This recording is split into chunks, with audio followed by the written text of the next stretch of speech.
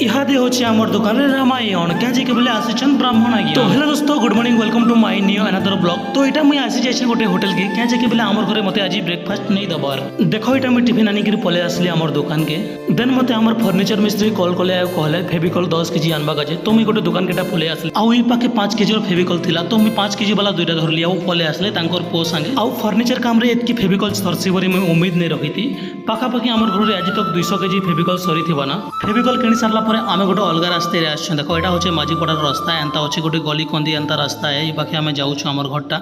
एंता भितरे शॉर्टकट हेबा बोली आमे बाटे पले आसनु बट अवस्था रे पड़ी गनो देखो एंता होचे इनर व्यूटा जेंता तेंता करी फाइनली घर के पले आसनु एटा देखो आउ घर के आसला परे मते जीवार थिला दुकान तो मुई दुकान के गला बेले देखली जे ब्राह्मण आज्ञाटे आसिकिना किछि किछि प्रवचन दउछन